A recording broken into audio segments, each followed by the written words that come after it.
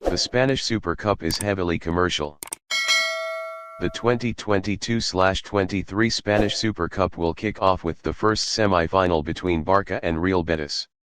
This is a highly commercial tournament, when the Spanish Football Federation, RFEF, clearly defines the goal as plowing money. The Spanish Super Cup was born in 1982. Initially, this annual tournament was held in August and was considered as the canon for the new season. It was a match between the defending La Liga champions and the team holding the King's Cup. The format at that time was usually home and away matches, the first leg and the second leg to determine the team that won the cup.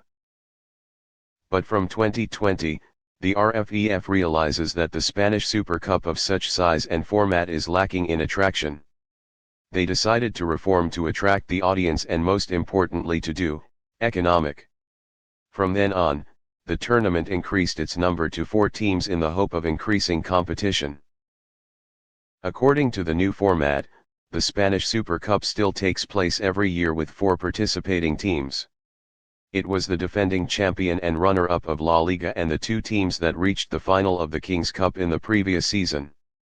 In case there is a coincidence, for example, a team has both won La Liga and won the King's Cup, the remaining seats will be reserved for the team that finished third, even the team that ranked fourth in La Liga last season. With such a distribution for enough trays, this year's Spanish Super Cup is a competition between Real Madrid, winning La Liga, with Real Betis, winning the King's Cup, and Barca, runner-up of La Liga season before, and Valencia, defeated by Betis in the final of the King's Cup season 2021-22. Notably, of these, except Valencia, the remaining 3 teams are in the top 4 in La Liga season 2022-23.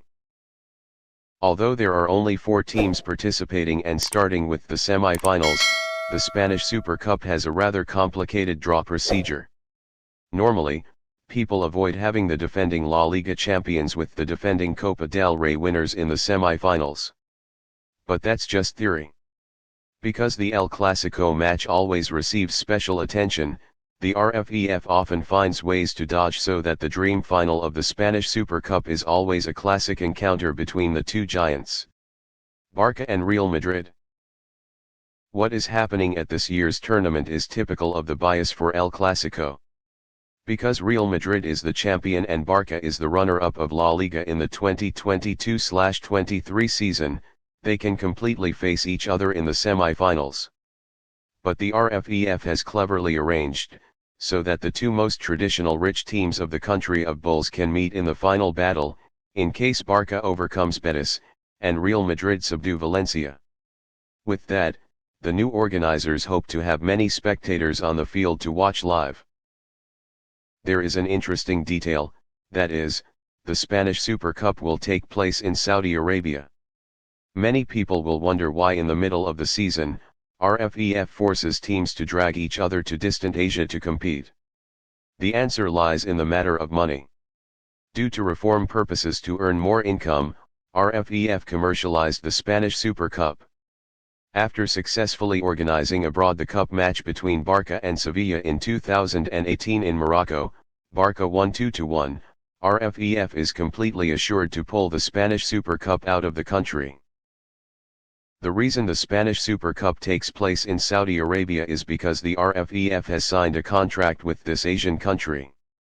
Specifically, they receive €4 million per season to bring the Spanish Super Cup to Saudi Arabia. Contract term is 6 years. However, not long ago, RFEF extended with Saudi Arabia to continue hosting this tournament in Asia until 2029. It is known that former centre-back Gerard Piqué, through his company Cosmos, is the one brokered the Spanish Super Cup to take place in Saudi Arabia.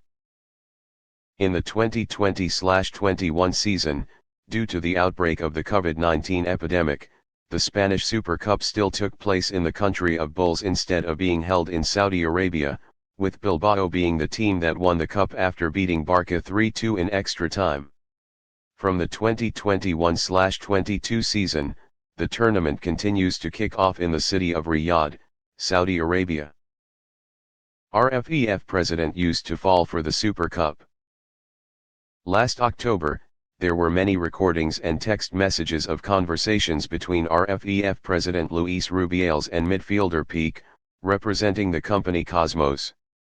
In it, there were sensitive discussions about the commission for bringing the Spanish Super Cup to Saudi Arabia.